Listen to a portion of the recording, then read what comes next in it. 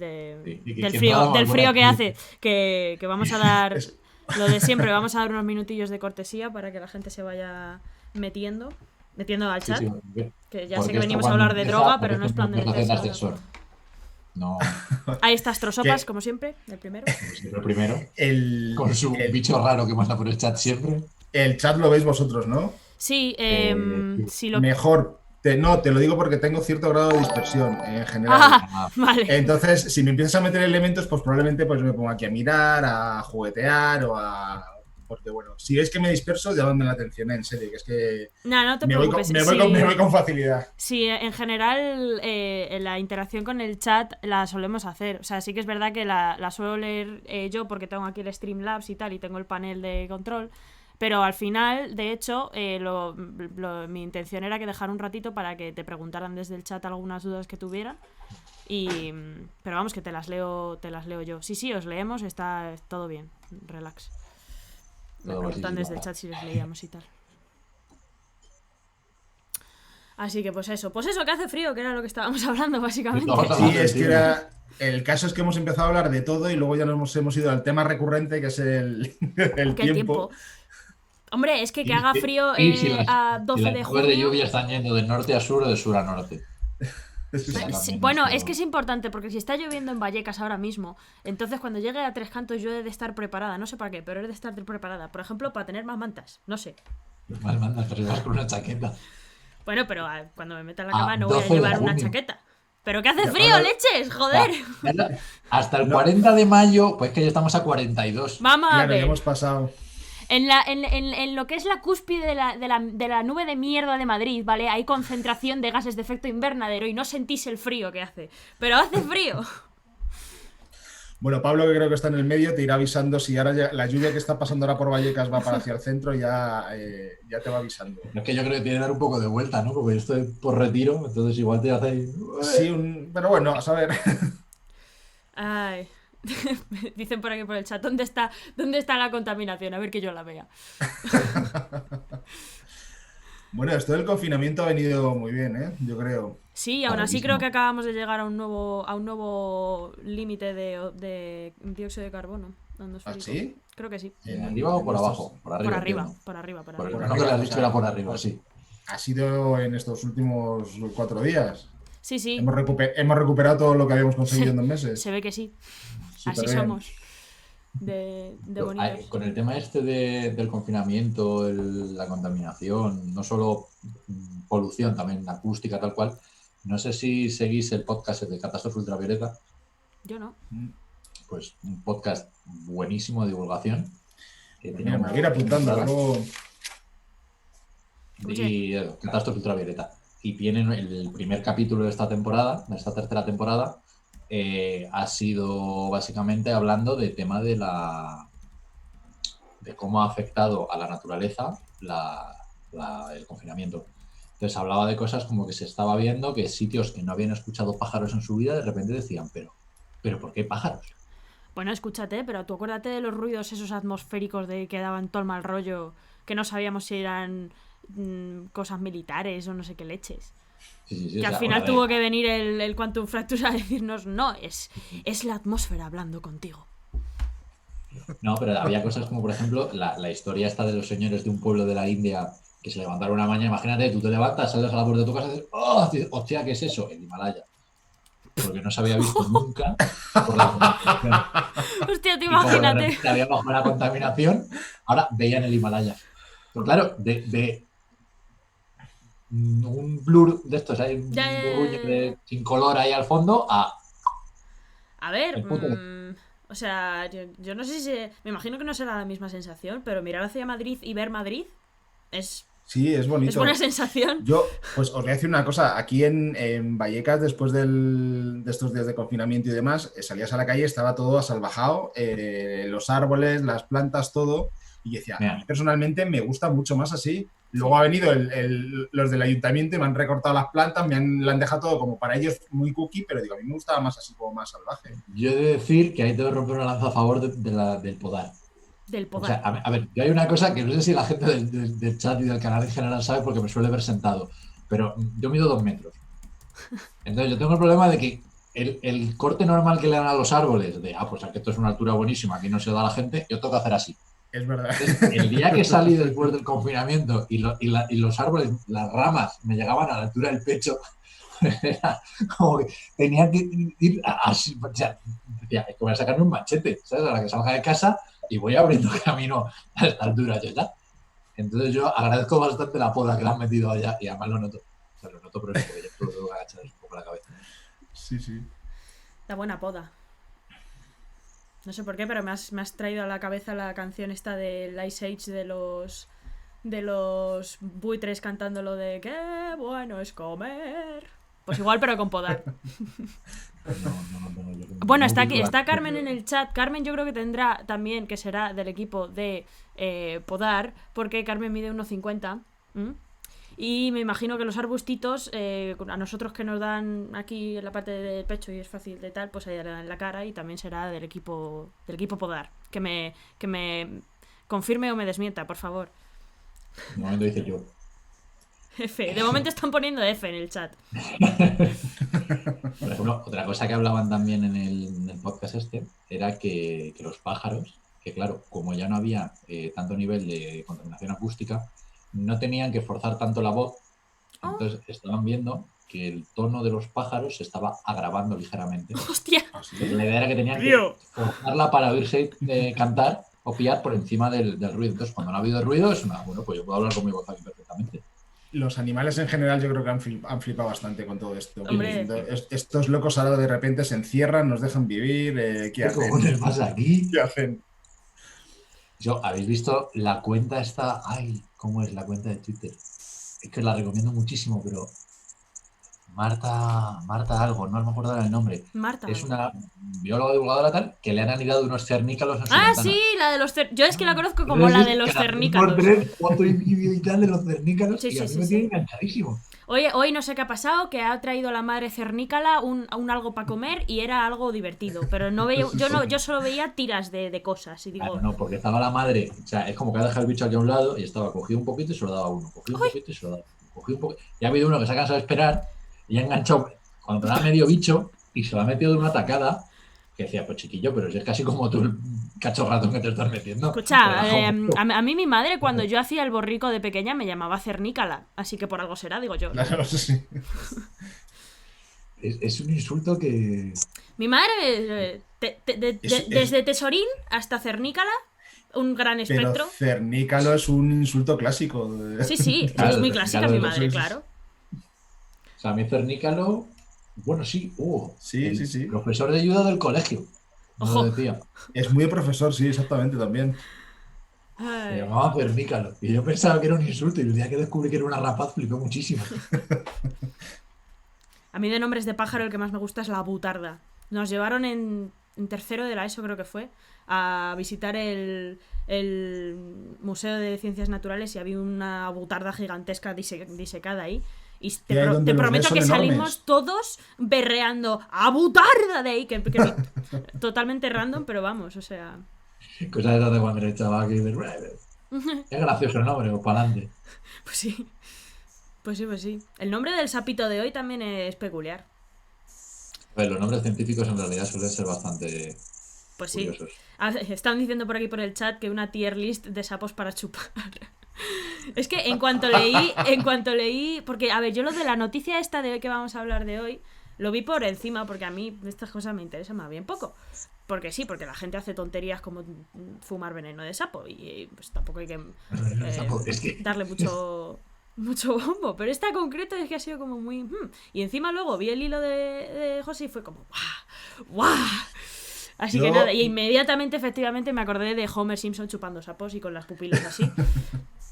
Pues yo me enteré por un periodista de 4 que de repente me mandan un correo y hola, soy un periodista de 4, puedo hablar contigo. Digo, a ver, y además como han estado todo el confinamiento llamándome a cuenta de la COVID y demás, digo, a ver qué pasa ahora. Y me dice, no, te llamo por la noticia de Nacho Vidal. Y digo, ¿de quién me estás hablando? ¿De Nacho Vidal, el actor porno? Digo, y claro, yo no sabía quién... Digo, ¿qué tengo que ver yo con este señor? Dice, no, es que al principio me dijo, ha hecho un ritual, como una especie de ritual satánico, ha muerto una persona, y yo decía, vale, sigo sin saber cuál es la conexión conmigo de todo esto, me estás asustando. Y ya fue cuando vio un artículo que escribieron en El País, hace un montón ya, en el 2017 creo, precisamente que hablaban de la molécula de Dios, que originalmente la molécula de Dios no es esta que produce el sapo, es la que está contenida en la ayahuasca, que es con una de las que yo trabajo. Y hablando precisamente de la molécula de Dios, y a raíz de ahí ya fue como ya me empecé a meter, digo, bueno, a ver qué ha hecho Nacho Vidal, ya me empecé a meter en toda esta historia y vi todo el desarrollo de la historia. Claro, lees las burradas que cuenta la prensa, que cuenta todo lleno de inexactitudes. Claro. Y entonces, ¿qué dije yo? Bueno, pues voy a hacer un hilo y el gancho para la gente pues va a ser eso, actor porno, ritual satánico, muerte, no sé qué, y luego ya pongo, pues no, os voy a hablar de la serotonina, os voy a hablar de la dimetiltriptamina y toma química en tu cara, ¡tas! Y os voy a hablar del núcleo accumbens, si queréis, pero no tiene nada que ver ni con porno ni con muerte. O sea, ¡Qué palabras! Madre mía. Bueno, es el gancho, es el gancho. A ver, pues ya que hemos abierto el tarro, pues vamos a meternos en profundidad en el tema. A ver, vamos a ver. Ya es que me acabo de oír diciendo vamos a meternos en profundidad. Vamos a ver, va a haber referencias, ¿vale? Porque estamos hablando de un señor que hace porno, entonces va a haber referencias, os doy permiso para descojonarnos en el chat, pero yo voy a intentar mantener una poker face, aunque yo os aseguro que me doy cuenta de todas y cada una de ellas, pero bueno. Entonces, tampoco sé si el directo lo tenemos marcado como para mayores de 18 o alguna cosa de eso. Pues Twitch es viernes a las 10 menos 20, o sea que deberían de estar dormidos igualmente. Bueno, a ver, entonces, el caso que nos trae hoy aquí y por el que hemos invitado a José es que el año pasado, esto ocurrió el año pasado, el 28 de julio del año pasado, un periodista, un fotógrafo que se llama José Luis Abad, murió durante el transcurso de un ritual satánico, al parecer, satánico, entiéndanme, promovido de alguna forma por el actor porno Nacho Vidal. Y Nacho Vidal fue intervenido hace una semana o así, y ahora está en libertad provisional con cargos por un supuesto delito de homicidio imprudente y otro contra la salud pública por promover y orquestar el consumo de la droga de la que vamos a hablar hoy. Yo he echado un ojo a un texto que ha escrito Ignacio Crespo, que es conocido en el ámbito de... Es el otro Crespo. Está Quantum Fracture y este Crespo. Que lleva la sección de... Creo que no me estoy equivocando si digo que lleva la sección de ciencia de el diario La Razón. Entonces, pues en un artículo que escribía, comentaba, si estabas al corriente de esto, es posible que hayas leído algo así como que la muerte fue causada por el consumo de la molécula de Dios, extraída de las glándulas parótidas del venenoso sapo bufo, y concluye diciendo, pues bien, no hay absolutamente nada de cierto en esta última frase. Y vamos a tomarnos las cosas de una en una. A ver, el sapo bufo al parecer no existe, no es un término correcto, no hay nada que se llame sapo bufo. Bufo es un término que se... relacionan muchas veces con la mayoría de los sapos, porque el sapo común, por ejemplo, su nombre científico es bufo bufo.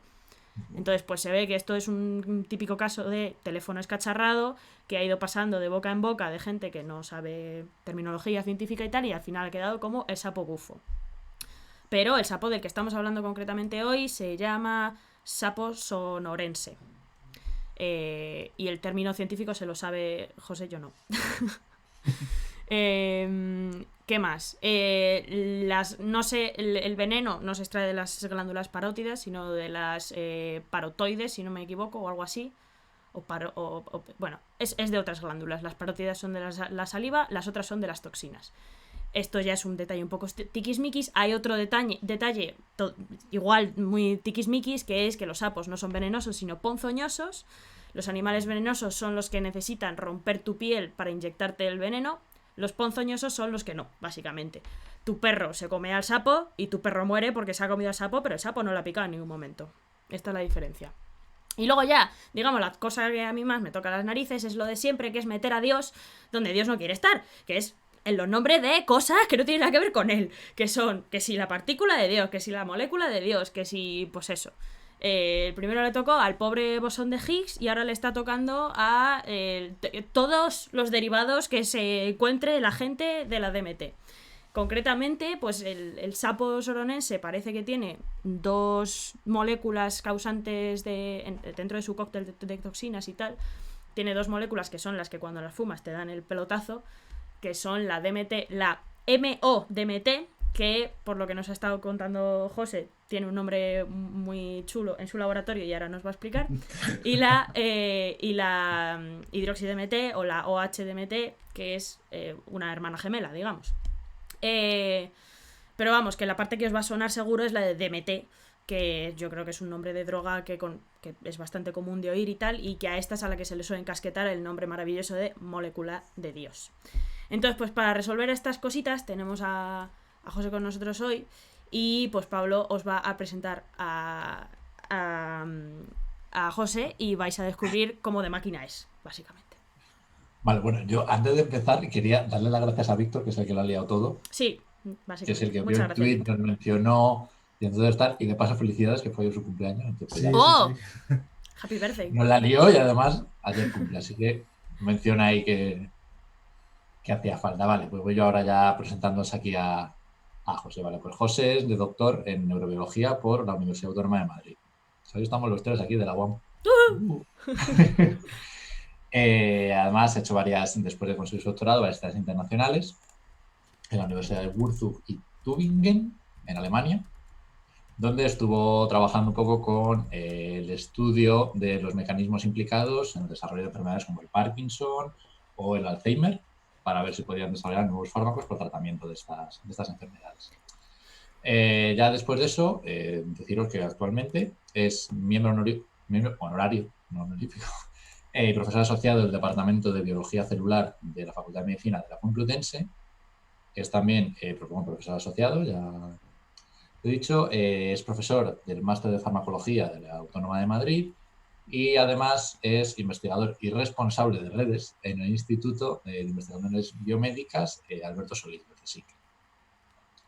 Es también investigador científico en el Centro de Investigación Biomédica de la Red sobre Enfermedades Neurodegenerativas, Mira. Cibernet, aquí en Madrid. Y bueno, a nivel investigador tiene pues, más de 50 artículos publicados en revistas internacionales y la verdad es que actualmente, por ejemplo, tiene un proyecto, está bastante chulo en la investigación que está haciendo yo, que participa en un proyecto que básicamente investigan el potencial que puede tener la ayahuasca, una molécula de la ayahuasca, para estimular el desarrollo de nuevas neuronas. Con todo esto además, en Twitter, en tal, o sea, la persona que mejor podíamos traer para que nos contara toda la movida esta de Nacho Vidal, no por Nacho Vidal, sino por el sapo y por todo esto. Como diría Ramón, José es la repolla. Bueno, con esta presentación, muchas gracias, chicos. Se me han venido varias cosas. Es que el problema es que, como os he dicho antes, tengo mucha dispersión, se me han venido muchas anécdotas y una de ellas es la que acabas de decir, al ser responsable de la cuenta institucional del Instituto de Investigaciones Biomédicas Alberto Sols de Madrid, que es un centro que depende del Consejo Superior de Investigaciones Científicas, de la Universidad Autónoma, es un centro de investigación serio, cuya cuenta llevo yo, aparte de mi cuenta de Twitter, donde hago, como ya habéis visto, que hago divulgación y mucho el tonto. Entonces, claro, según lo estabas contando, me estaba pensando, y esto de llevar las 2 cuentas es un trabajazo, porque en muchas de estas me he visto poniendo, pues eso, y este gilipollas no sé qué, desde la cuenta institucional hasta que a punto de poner, mandar mensaje, te das cuenta de que no estás en la cuenta que es la que tienes que estar. Y entonces, bueno, la verdad es que me he visto en varios embolados importantes de ahora a ver cómo se soluciona esto, pero bueno. Sí, gracias por la presentación. Estaba tomando notas. Una cosita, porque ya nos está tocando los cojones el Zoom. Entonces, antes de que empieces, o sea, si quieres comentar otra anécdota y tal, nos da tiempo. Pero antes de que te metas a full, vamos a hacer una sesión nueva porque esto no puede interrumpirse así en plan a lo loco, ¿vale? Entonces, si lo que ibas a decir era otra... No, solamente comentar eso, que según estabas hablando estaba tomando apuntes, Lucía, porque es verdad que decías, bueno, soy un poco tiquismiquis, ¿no? Es que hay que ser preciso cuando hay que serlo, porque si no luego pues hay programas de televisión en los que salen los presentadores diciendo burradas No sé si leíste el hilo que hicimos con Chilillo y yo sobre un famoso programa de televisión Ay, en sí. el que salió el presentador diciendo Uf. también de todo. Y Conchi y yo hicimos Conchi se enfadó mucho, habló mucho Ostras, tú. del tema, y luego hicimos el hilo este conjunto, pues eso, por eso hay que ser preciso, porque si no luego pues te hacen un programa de televisión diciendo chorradas como que hay que prestar más atención a un hemisferio que a otro y cosas así. Bueno, pero vamos a ver, hay diferencias también. O sea, una cosa es no saber si el veneno sale de las parótidas o de las parotideas, y otra cosa es la que montó aquí el compañero, que... Sí, es verdad. O sea... Has dicho una cosa muy interesante que yo no sabía y es verdad, que es lo del veneno, lo de que es la diferencia entre venenoso y ponzoñoso. Es una Es cosa verdad, y eso que apunta es Crespo súper en el texto. interesante. Pues muy bien por Crespo, porque eso es un aspecto muy, muy interesante. Sí, sí. Bueno, claro, me imagino que así es como se obtiene más fácilmente el veneno de un sapo que de una serpiente, y por eso hay menos Claro. gente que fuma serpientes. No sé. Sí, es que además lo que has dicho A tú, ver, lo del también el ritual del tiene menos sapo. dientes. ¿Qué?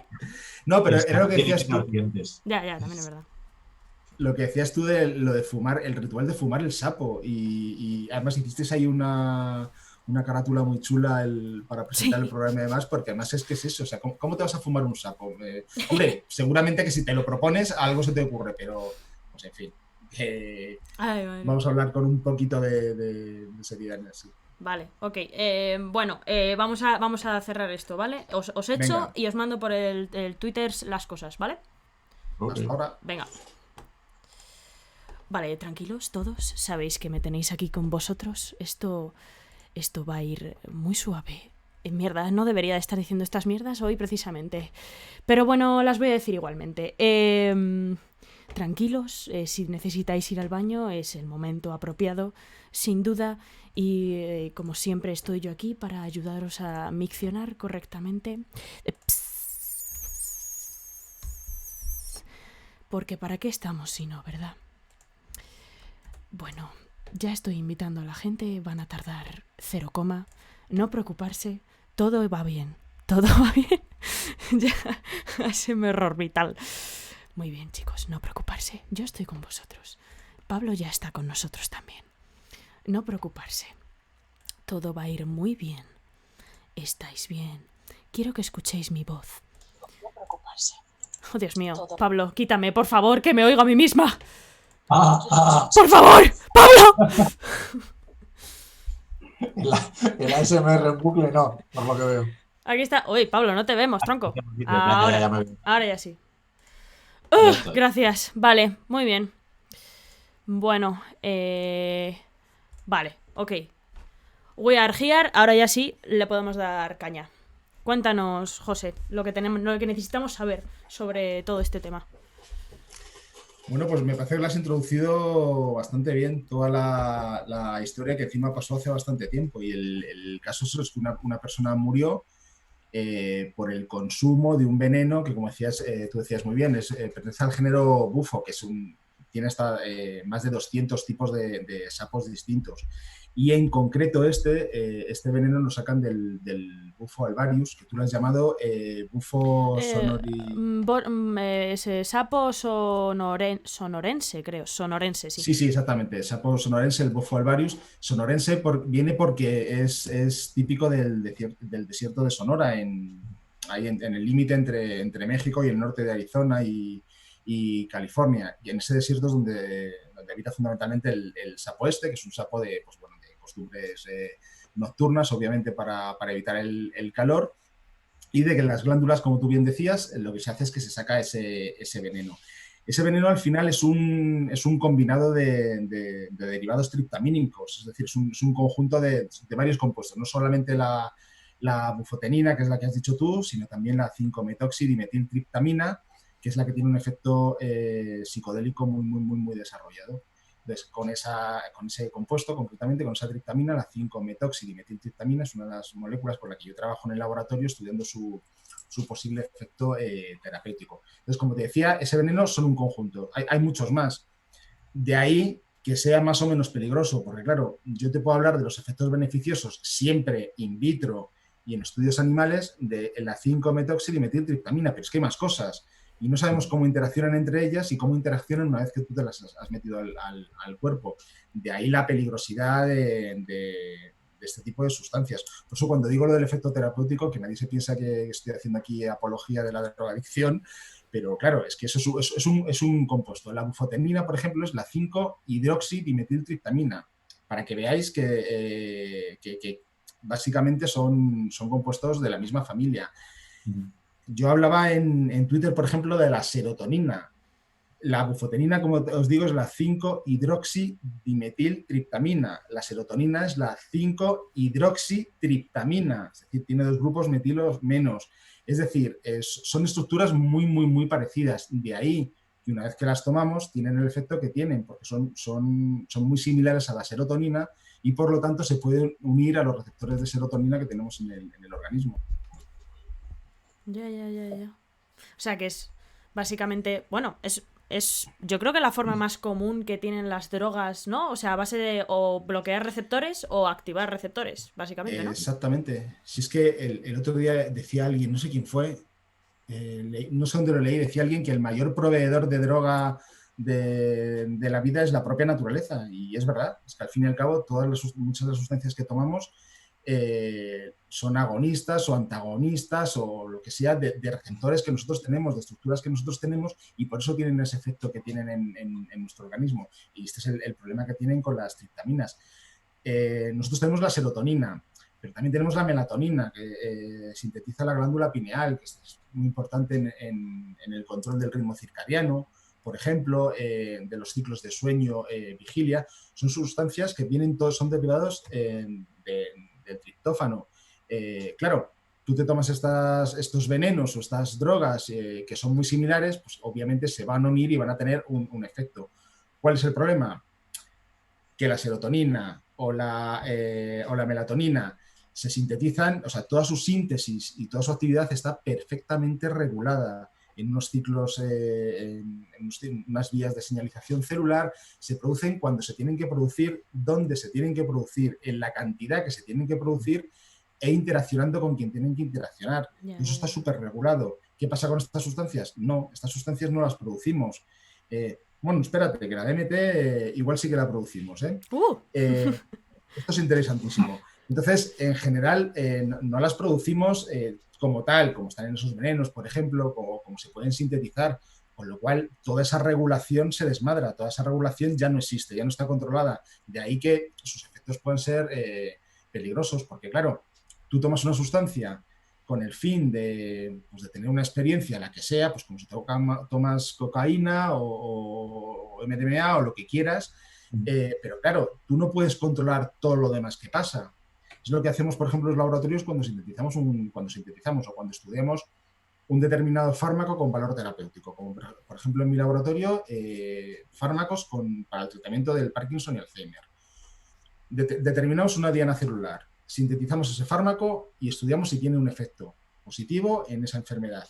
Pero lo que a continuación tenemos que hacer es determinar muy, muy, muy, muy bien cuáles son las vías de señalización por las que está actuando. Porque claro, te puedo curar el Parkinson, pero te puedo producir un tumor.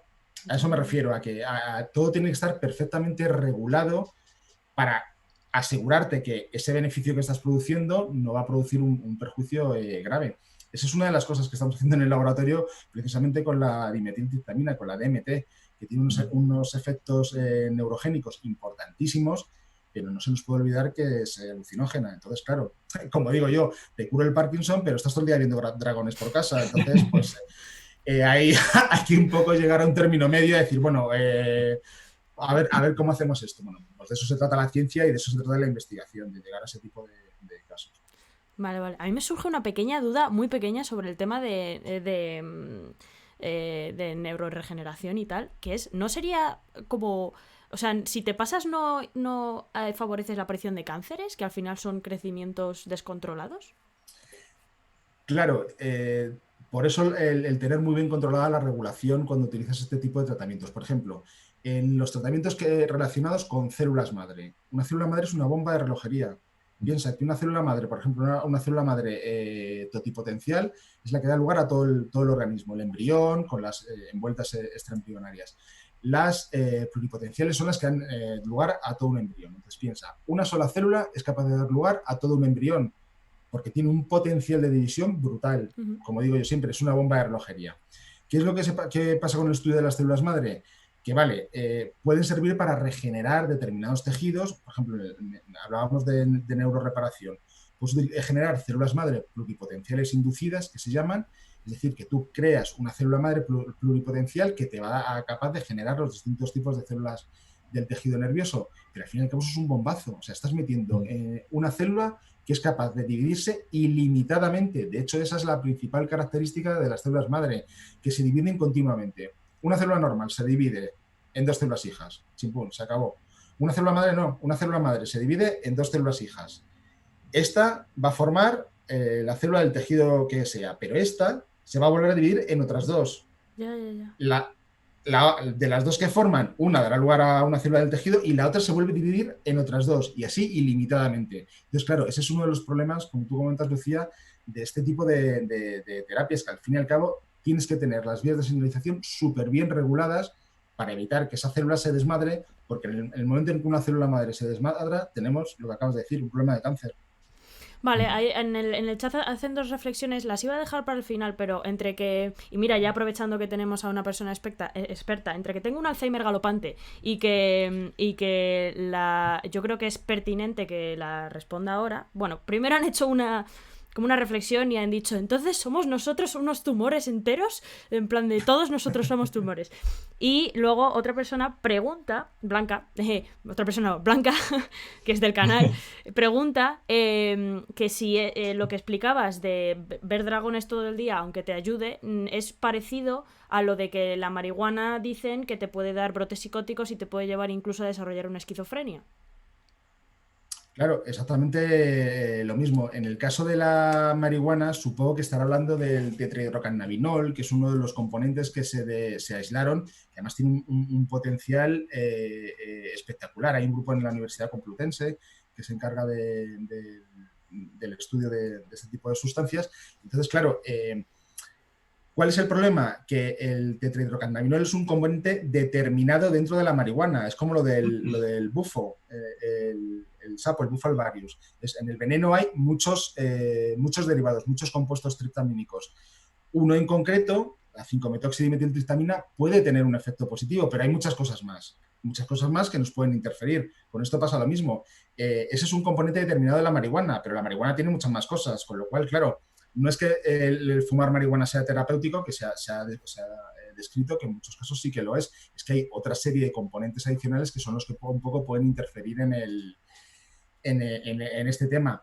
En nuestro caso es una de las cosas que estamos intentando evaluar. Por ejemplo, el DMT tiene efectos muy beneficiosos en enfermedades neurodegenerativas, pero claro, también a una dosis determinada, con lo cual, bueno, es otra de las cosas que hay que hacer, estudiar exactamente a qué dosis tenemos un efecto beneficioso sin que tenga un efecto alucinógeno. Y con respecto a la pregunta de las células madre, no, obviamente no. En el caso de las células madre, lo que pasa es que en el embrión, sí, el embrión es un bombazo. El embrión son todo células madre proliferando, dividiéndose a saco, por tener en cuenta que hace poco di una charla antes de confinarnos, pero justo antes, a finales de febrero, una charla de plan divulgativo cerca del barrio de Pablo, en la Biblioteca de Retiro. Oh. Y que son unas charlas que organiza la unidad de divulgación de la Universidad Autónoma de Madrid. Y ahí les explicaba, porque yo les hablaba de esto y les enseñaba cuando el espermatozoide se une al óvulo, se empieza a desarrollar, se forma el blastocisto, y yo les enseñaba una foto de un blastocisto que es una guarrería. O sea, es que, como yo decía, es como si tú vas por casa, la típica mierda que te encuentras por casa y dices, ¿qué es esto? Y lo limpias, pues eso es un blastocisto. Y luego les ponía unas imágenes ahí de gente súper guapa y súper lista, una de ellas Heidi Lamarck, y pues es una chica súper guapa, y encima con esa inteligencia, con el sistema que desarrolló, se puede decir que es el abuelo del Bluetooth y todo ese sistema responsable de que nosotros tengamos ahora, por ejemplo, las tecnologías que tenemos en los móviles. Un poco para decirles, mira, de esta mierda nos sale esta chica tan guapa y tan sumamente inteligente. Bueno, para explicarles eso, yo lo que decía es que en ese blastocisto, al fin y al cabo, todos son células madre, porque de ese blastocisto, de esa estructura de mierda, va a salir un ser vivo entero, con lo cual tenemos que tener células madre, que son esas bombas de relojería que empiezan a producir células a lo loco y esas células se empiezan a especializar dando lugar a los tejidos. ¿Qué pasa cuando nacemos? Eso sigue en cierto modo, pero una vez que crecemos en el adulto, tenemos células madre en determinados puntos de nuestro organismo que son los responsables, por ejemplo, de la renovación de los tejidos. Un tejido, puedes preguntarlo, aquí ya me sale la vena profe, que estoy todo el tiempo preguntando en clase, es decir, puedes preguntarlo en el chat. Un tejido celular, o sea, un tejido del cuerpo, perdón, o una estirpe celular que haya que renovar a diario. De hecho, no solo a diario, sino en cuestión de minutos. A ver si alguien te dice algo. Venga, vamos, gentes. Que se note que aquí hay interacción. Alguna estructura del organismo que necesita renovación casi diaria. Si sabéis cuál es, todos sabéis cuál es. Dice, no, aquí somos muchos de letras. Víctor dice que bien. Seguro que a alguien se le ocurre una estructura que se está produciendo todo el tiempo. Dicen la piel, dicen articulaciones. Bien, perfecto, la piel. Glóbulos rojos, dicen, pero creo que los glóbulos rojos no son un tejido, ¿no? No, pero son células. Me refería a células tejidos, perfecto. Pues exacto, eso es. Todas las células sanguíneas se renuevan continuamente. Algunas se renuevan cada 5 minutos. Con lo cual necesitamos unas células que estén continuamente durante toda nuestra vida produciendo células todo el tiempo. Por ejemplo, las células hematopoyéticas, que son las que dan lugar a las células sanguíneas. Las células de la piel. Decía no sé qué investigador que en cuestión de su piel, él era un hombre nuevo cada 28 días. Claro, porque estás continuamente renovando la piel. Para eso se necesitan células madre. Como os digo, células madre que son capaces de dividirse toda la vida, hasta que te mueres, y renuevan todas esas células. En las células intestinales pasa lo mismo. Por eso esas células son células madre en el adulto. Por eso no son bombas, porque son células madre cuya función está perfectísimamente regulada. Tú produces células sanguíneas todo el tiempo, del tipo que sea, cuando lo tienes que producir. Cuando sufres una herida, una quemadura o la piel se empieza a desgastar, esas células madre de la piel se activan y producen células nuevas. Por eso no somos una bomba, un tumor andante, como decía. Y esto liga muy bien con todo lo que estamos hablando hoy aquí, porque hay otras células madre que son las que yo llamo las células madre atontolinadas. Las llamo siempre así en clase, porque son células madre que están ahí inactivas. Células madre que están como esperando una señal que alguien les... Como digo yo, hay que animarlas, hay que decirles, venga, animaos. Que son las células madre precisamente neurales. Las células madre neurales son las que van a dar lugar a los 3 tipos de células principales del tejido nervioso, que son los astrocitos, que son unas células gliales que se encargan de dar soporte a las neuronas y que están muy implicadas en el correcto funcionamiento de las neuronas, a las propias neuronas, y luego además a los oligodendrocitos, que son las células encargadas de formar la vaina de mielina que tenemos alrededor de los axones, que protegen al axón y que son los responsables de que la transmisión del impulso nervioso sea muy rápida. Esas son las células madre neurales. ¿Qué pasa? Que cuando nos hacemos mayores, ahora mismo en el adulto, esas células madre quedan restringidas a 2 porciones específicas del cerebro. Una en una región que es en el ventrículo lateral, se llama, en la zona subventricular, y la otra en el hipocampo. Solamente están ahí. Pero esas células madre están en lo que llamamos quiescentes, es decir, están paradas y no se activan. Y ese es uno de los grandes planteamientos que nos hemos planteado, que hemos hecho en investigación científica. ¿Por qué? Como comentábamos antes, cuando yo te decía, es que una célula madre es una bomba de relojería. Entonces, ¿por qué generar una célula madre en el laboratorio para luego implantarla a un enfermo si tenemos nuestras propias células madre neurales que son capaces de dar neuronas? ¿Qué es lo que hacemos, por ejemplo, en mi laboratorio? Buscar mecanismos para despertar a estas células madre, para animarlas, para jalearlas, como digo yo. En la charla esta yo les ponía una imagen... Le dais la caña al cuerpo, no el pescado. Claro, yo le decía en la charla esta que nosotros, y además ponía un GIF de unas animadoras ahí con los pompones haciendo así, y yo decía que nuestro trabajo en el laboratorio, nosotros somos animadoras, es lo que hacemos. Agarramos el pompón y empezamos a hacer así a las células madre para que se animen, se activen y empiecen a producir neuronas, que es lo que nos interesa. Porque produciendo neuronas podemos sustituir a esas neuronas que se mueren en el Alzheimer, por ejemplo, o esas neuronas que se mueren en el Parkinson. Entonces, si esas neuronas están ahí, ¿cómo hacemos para activarlas? En eso se basa nuestra investigación. Y una de las moléculas que nosotros utilizamos para ver si son capaces de activar estas células madre es precisamente la DMT, la dimetiltriptamina, de la que estamos hablando hoy. Joder, me cago en Dios. Cortarme cuando queráis porque yo hablo mogollón. Pero si No, se no. trata de eso, José, Grande. no te rayes ni un pelo, hombre. Y te hemos traído para que... Pero si estamos todos así, vamos, a mí porque acabo de tirar el agua cerca del ordenador. Si se corta el directo ya sabéis por qué ha sido, ¿vale? Pero quitando eso estaba yo, vamos. De hecho es que me surgen preguntas. Estoy apuntando todas Pues las preguntas que vais poniendo, ¿vale, chicos? Pero a mí también me Tu surgen. pregunta, hace poco en un programa de televisión de por la mañana, ya se lo dije, digo, oye, córtame porque os hago el programa yo solo, o sea, que es que me vengo arriba fácilmente, o sea, que cortarme, por favor. Que no, que se trata de aprender de todo lo que nos tienes que contar. Bueno, a ver, voy a ir con las dos preguntas tochas que te queremos preguntar sí o sí, y luego ya pues voy preguntando al azar y vamos preguntando al azar y vamos poniendo preguntas del público. A ver, concretamente la que la toxina, bueno, no es una toxina en este caso, como tú la estudias no es una toxina, esta molécula es peligrosa, o sea, la que tiene el sapo que es parecida con la que tú trabajas, es peligrosa, tiene efecto terapéutico y es peligrosa, las dos a la vez, ¿cómo se equilibra eso? Pues básicamente todo es una cuestión de medidas. Probablemente es peligrosa. Bueno, es peligrosa porque en altas dosis tiene efectos bastante graves. Puede producir... O sea, en el caso de estas experiencias tú puedes tener desde una alucinación súper placenteras, que te levantas, te despiertas con una sensación buena de haber tenido una buena experiencia, incluso... Hay muchos estudios que lo que intentan determinar es si esas personas que consumen estas sustancias realmente están teniendo un efecto terapéutico. Con lo cual, te puedes despertar con esas alucinaciones placenteras, pero puedes tener un mal viaje de la leche, puedes tener ataques de pánico, puedes tener psicosis, puedes tener brotes psicóticos muy graves. Estas sustancias elevan muchísimo la presión arterial. Puedes tener taquicardia y terminar en muerte, como pasó con este chico. Todo depende, a mi modo de entender, de la dosis.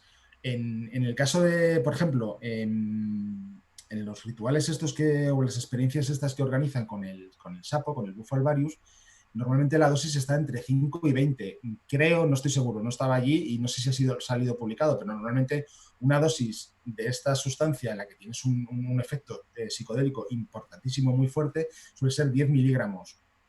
Nosotros 10 miligramos, ¿vale? Nosotros en el laboratorio, los ensayos que hacemos in vitro y in vivo, nos movemos entre 500 nanogramos y un microgramo. Poquísimo. Por eso, claro, ahí está la diferencia en que, aparte de las vías de regulación, como yo te digo, es que a una dosis que nosotros utilizamos puede tener efecto terapéutico, pero si te metes 100 veces más, tiene el efecto que tiene. ¿Sabes con lo que pasa esto? Por ejemplo, con la ketamina. La ketamina, la gente en dosis elevadas la utiliza porque es estimulante del sistema nervioso para ponerse hasta arriba y pasárselo pipa. Yo la ketamina la tengo en el laboratorio porque a bajas dosis es anestésico, es decir, el efecto totalmente contrario. Es una cuestión de dosis en este caso. Aparte de lo que te decía, la 5-metoxi-DMT, que bien me estoy portando, que no la estoy llamando como la llamo realmente. Dilo, José, dilo. Bueno, en el laboratorio la llamamos la MEO. Porque, claro, se lo comentaba antes a los chicos, vosotros pensad que en el laboratorio tenemos unos tubos muy chiquititos, donde se ponen cantidades pequeñísimas de sustancias que se llaman, nosotros llamamos Ependor, que es la marca comercial, o EPIs. Pues en los EPIs, la tapa del EPI es como la uña del dedo gordo, o sea, y ni eso, es algo pequeñísimo. Entonces, en eso pequeñísimo tienes que poner toda la información de todo lo que estás haciendo. Entonces, claro, tú no puedes poner 5-metoxidimetiltriptamina porque entonces te has salido del tubo y te has ido a la mesa de al lado.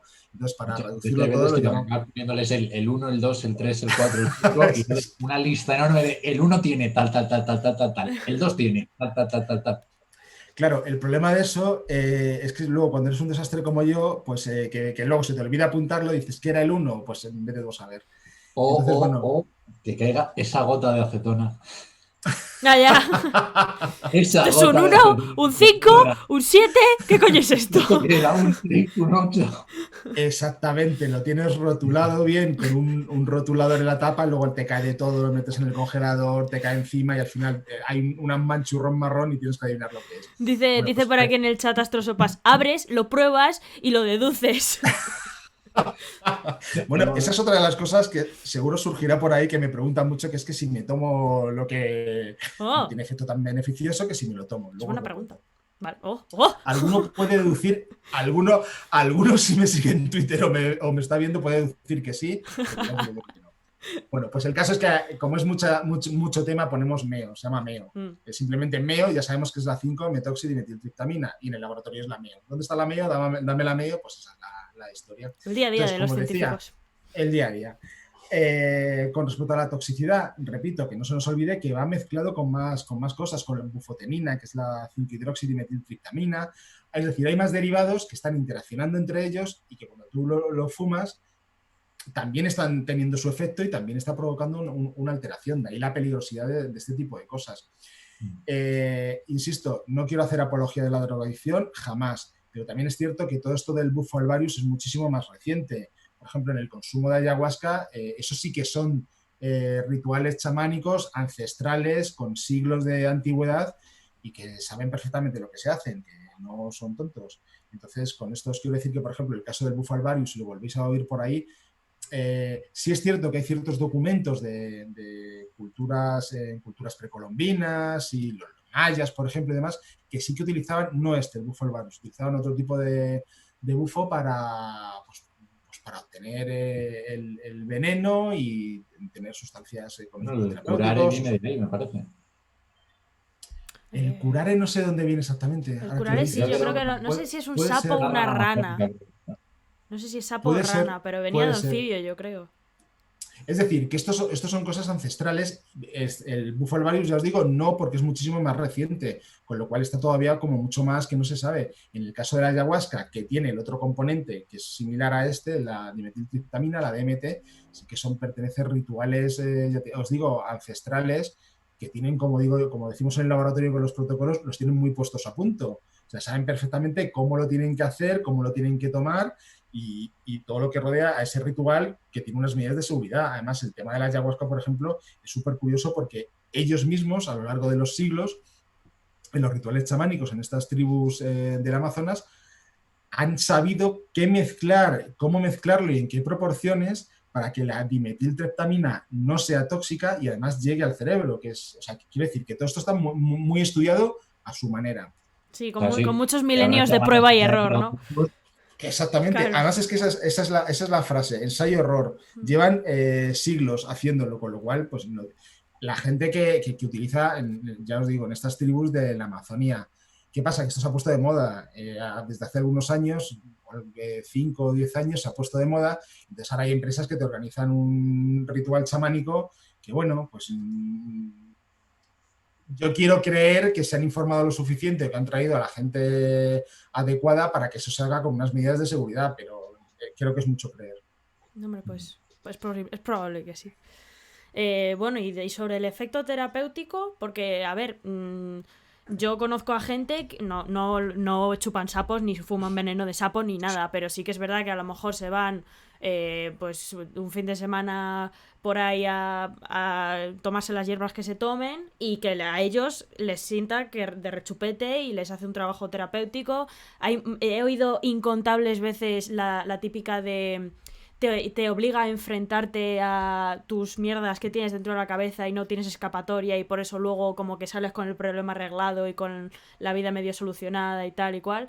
Y a ver, a mí me resulta un poco difícil de creer porque yo nunca lo he probado. Es un poco naturaleza humana, pero bueno, aquí cuéntanos si tiene efectos terapéuticos. Me imagino que una vez más dependerá de la dosis, ¿no? Lo primero de todo. Claro.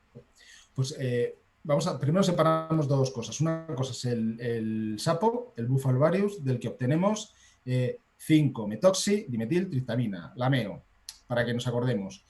Y luego está la ayahuasca. La ayahuasca es ese brebaje que se utiliza en estos rituales en la Amazonía que tienen dimetiltriptamina. Son dos compuestos son de la misma familia porque son derivados triptamínicos, pero son dos compuestos completamente distintos porque tienen efectos completamente distintos. Obviamente el que más ha estudiado es la dimetiltriptamina, la DMT, que está contenida en la ayahuasca. En el caso del bufalvarius, la 5-metoxidimetiltriptamina, también se está estudiando y también se ha visto que tiene efectos en pacientes o en problemas con depresión. En ese sentido está mucho más estudiada la dimetiltriptamina. Hace bien poquito, a finales del 2019, se publicó en el grupo Frontiers in Neuroscience, creo que es, precisamente un estudio con 5-metoxidimetiltriptamina en animales de experimentación, en roedores. ¿Para qué? Para estudiar esto que os acabo de contar, la estimulación de la región donde están las células madre neurales para producir nuevas neuronas. ¿Qué es lo que hacían? Inyectaban directamente la 5-metoxidimetiltriptamina en el cerebro. ¿Por qué? Y esto es muy importante. Porque la 5-metoxidimetiltriptamina no atraviesa la barrera hematoencefálica, y no me tiréis de la lengua, que es una de mis estructuras favoritas y me tiro semanas explicándolas en clase cuando se debe explicar en una clase. Entonces, claro, tenemos esa barrera infranqueable en el sistema nervioso que es la barrera hematoencefálica, que no deja pasar nada que ella no quiera dejar pasar. Es prácticamente impermeable para todo, menos para ciertas cosas, como por ejemplo el agua y como por ejemplo los gases respiratorios. Y ese es uno de los principales problemas que tenemos con los fármacos. Cuando se diseña un fármaco, lo primero que preguntamos es, ¿pero esto pasa a la barrera hematoencefálica? Porque claro, ¿cómo vas a administrar ese fármaco a un paciente si no atraviesa esa barrera hematoencefálica? ¿Qué pasa con la 5-metoxidimetiltriptamina que encontramos en el sapo? Que no atraviesa la barrera hematoencefálica. Por eso en este tipo de estudios lo que hacen en animales de experimentación es inyectarla directamente en el cerebro. Bueno, pues como os digo, este estudio publicado a finales del 2019 inyectan esta sustancia a una concentración determinada y vieron que es capaz de estimular, es capaz de animar a esas células madre a que produzcan neuronas, lo cual puede ser utilizado pues, en un futuro y después de mucha investigación para producir esas neuronas que se están produciendo en determinadas enfermedades. Como os digo, también se utiliza en estudios con pacientes con depresión, con ansiedad y bueno, parece ser que en pacientes sobre todo con depresión tiene cierto efecto positivo. Esto se está desarrollando. Se ha desarrollado mucho más la otra molécula, la ayahuasca, la dimetiltriptamina. Vale. O sea que en principio el principal beneficio terapéutico que se está buscando es relacionado con Parkinson y hay enfermedades neurodegenerativas. Eso yo. Vale. Eso yo.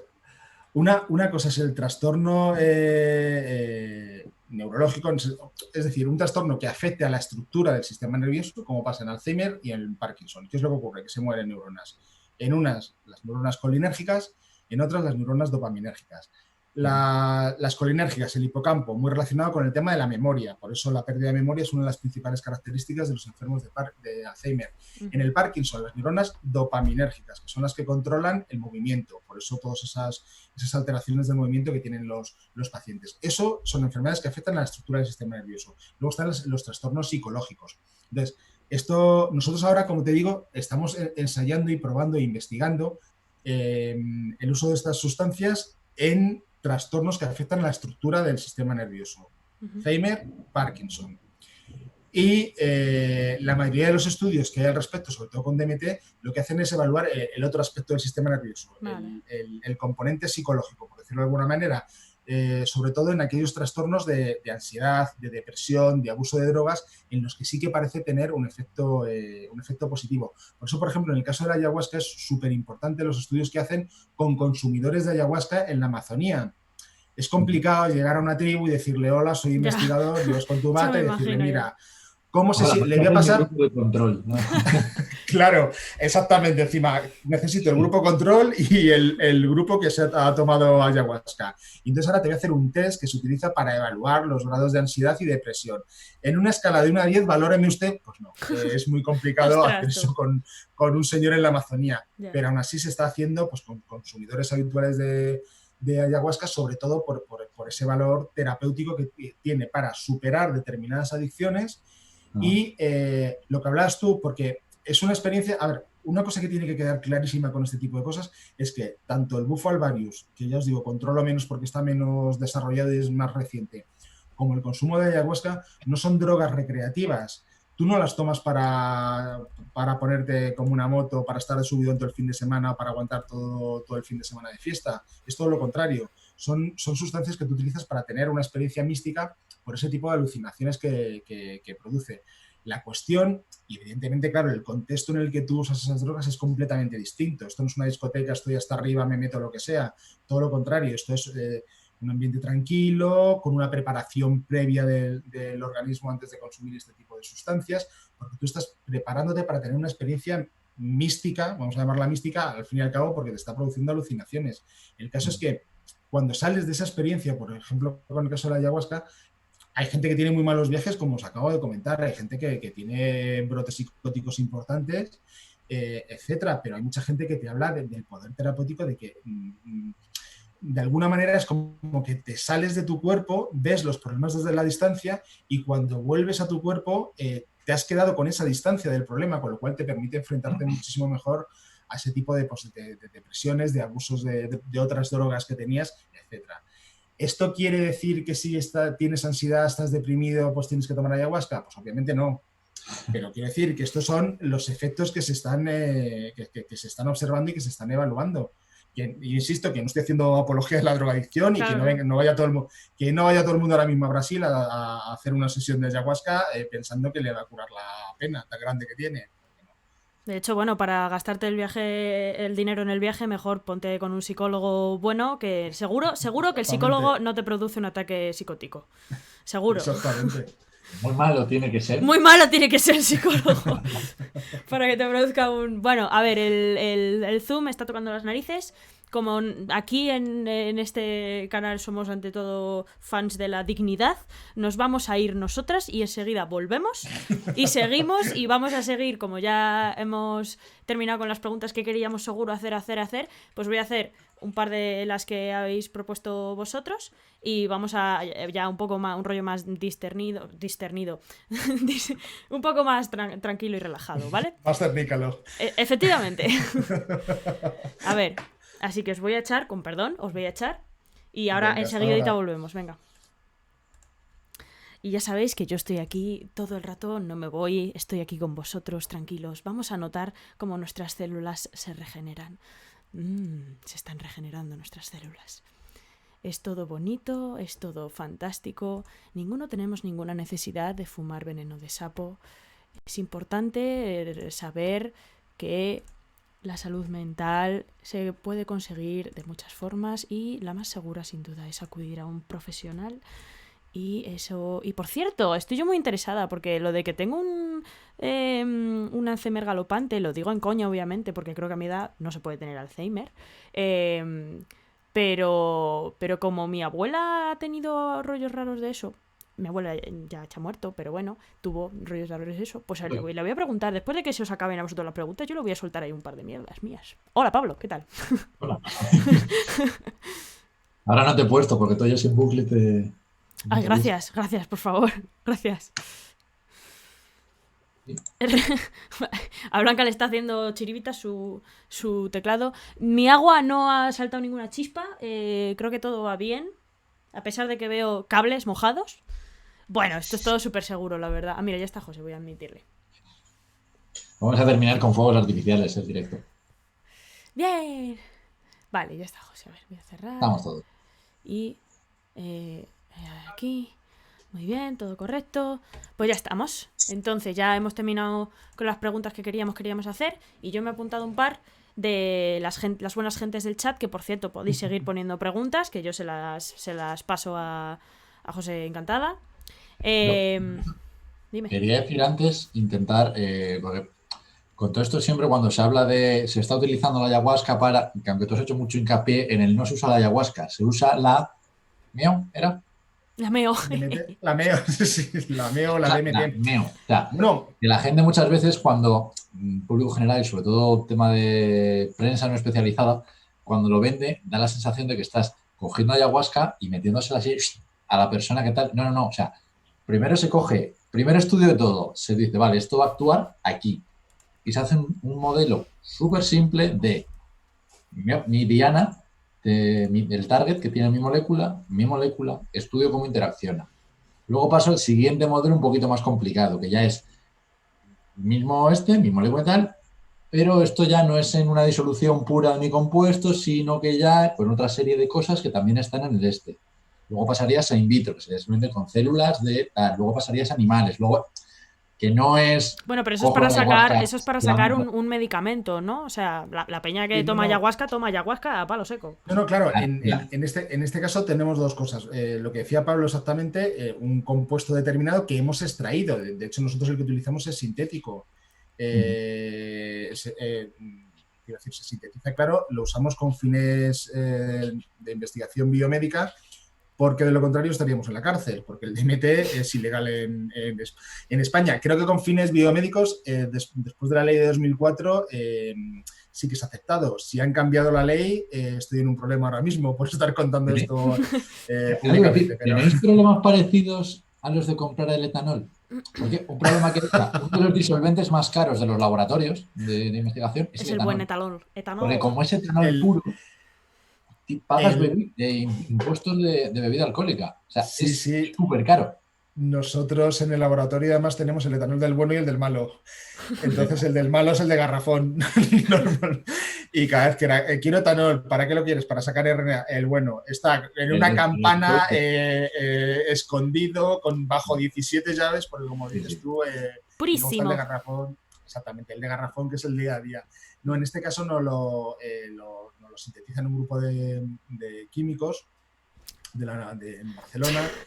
Y no, claro, de hecho claro, todos los, pues decía que yo me pierdo con todo esto, me he puesto las pilas a raíz de empezar a trabajar con determinadas sustancias, pero es verdad que me pierdo bastante. Entonces los químicos que saben muchísimo y cuando te empiezan con el cis y el trans y el hidróxido y el no sé qué, pero ¿en qué posición tiene? Y digo, pues yo no lo sé en qué posición tiene. Déjame en paz ya, bicho raro, hostia. No. Claro, es que son cosas súper importantes, son cosas importantísimas, ¿eh? Y bueno, Lucía lo sabe bien. Y de hecho, es una de las cosas que ocurre con estos derivados que estamos hablando. Os decía antes, la bufotenina es hidroxidimetil, esta es metoxidimetil, pero es que nuestra serotonina es hidroxitriptófano. Quiero decir que varía no hay menos. Pues determinados grupos en determinadas posiciones, con lo cual al final y al cabo... Un grupo en la misma posición, la orientación es súper importante. Claro. Y ahí lo de cis y trans que le preguntan sus compañeros, me imagino. Claro, por eso, pero muchas veces cuando evaluamos pues compuestos que sintetizan nuestros colaboradores que son químicos de química médica y normalmente nos mandan una batería de compuestos, a lo mejor de 10 compuestos, que son todo lo mismo, pero varían y de repente, pues es que tiene un doble enlace en no sé dónde, y resulta que que para mí eso es una tontuna, porque soy un ignorante y de química no sé nada, pero para mí que eso es una tontuna, resulta que es un bombazo y que tiene unos efectos brutales en enfermedades, en nuestros modelos preclínicos de enfermedades neurodegenerativas, y el otro que no tiene ese doble enlace, pues no vale para nada. O sea, que son cosas importantísimas. Es que, y muy comunes, o sea, de hecho estaban poniendo por el chat que si alguien había dicho talidomida, y la talidomida es como el ejemplo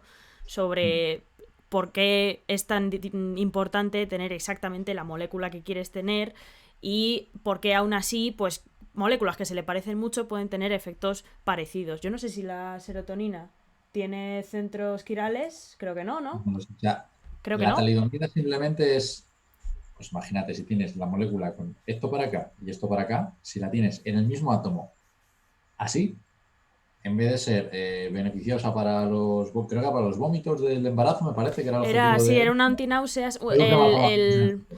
A ver, se llaman enantiómeros. Los enantiómeros son como las manos. Tú intentas estrechar la mano derecha de alguien en vez de con tu mano derecha, con tu mano izquierda. Pues no funciona. Pues es básicamente el mismo concepto.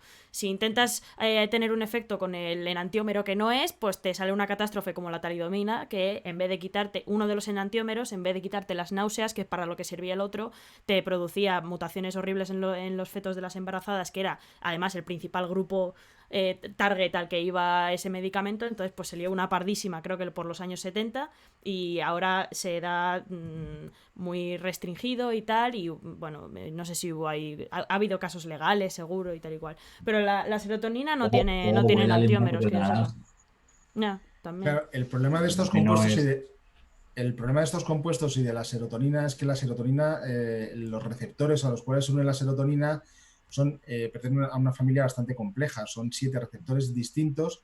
Dentro de cada receptor hay un subtipo distinto y esos receptores pueden ser excitadores o inhibidores o ser chupiguays o ser malísimos de la muerte en función de cómo se esté uniendo, quién se esté uniendo y en qué momento se esté uniendo. Por eso os decía antes que en el caso de la serotonina, nuestro organismo está perfectamente diseñado para saber dónde se tiene que unir y cómo tiene que funcionar. Este compuesto es un derivado que es primo hermano de la serotonina, pero que no es exactamente la serotonina, con lo cual tú no puedes controlar esa regulación que está haciendo el organismo, tú no la puedes llevar a cabo. Entonces, claro, pues en el caso de estas sustancias tú las utilizas porque tiene un efecto psicodélico, pero también tiene, según la dosis, pues puede tener efectos letales. La DMT es bastante, dentro de lo que cabe, como os digo, además de no ser una sustancia, una droga recreativa, no crea adicción. Además, no crea adicción, pero además no tienes que ir aumentando la dosis para colocarte, sino que siempre, de hecho, no hay registradas muertes por consumo de DMT por sobredosis, por ejemplo, porque no tienes que ir continuamente subiendo la dosis para tener un efecto. Repito, no hago apología del consumo de DMT, os digo las cosas buenas que tiene la DMT. Y respecto a lo que decía Pablo antes, sí, bueno, evidentemente en nuestros modelos en el laboratorio utilizamos el compuesto aislado que han sintetizado los químicos, pero en este caso también, como tenemos que la ayahuasca es algo que se utiliza habitualmente, ya os digo, en esas tribus de la Amazonía, pues es súper interesante el poder evaluar qué efecto tiene en esa persona, en esas gentes que ya lo toman como manera habitual, como parte de su cultura, que esa es otra también muy importante, que no es lo mismo un ritual chamánico que llevan siglos haciéndolo, que tiene una aceptación social, que tiene se hace en un entorno determinado de esa tribu, de esa sociedad tribal, en el que te apoyan, en el que, en fin, de repente eso sacarlo de ese contexto, traerlo a Europa, y el ritual es que yo te meto en una habitación que te he puesto super cookie con unas cortinas muy monas y unas luces así tenues, que te da el yuyu y que tú te veas solo diciendo, ¿y cómo soluciono esto? Cosa que no ocurre, por ejemplo, en esos rituales en la tribu. Tú tienes el apoyo de la sociedad. De hecho, contaba una vez un señor que había introducido un poco a su hijo en el rollo este de una tribu, en el rollo a iniciarlo en el uso de la ayahuasca.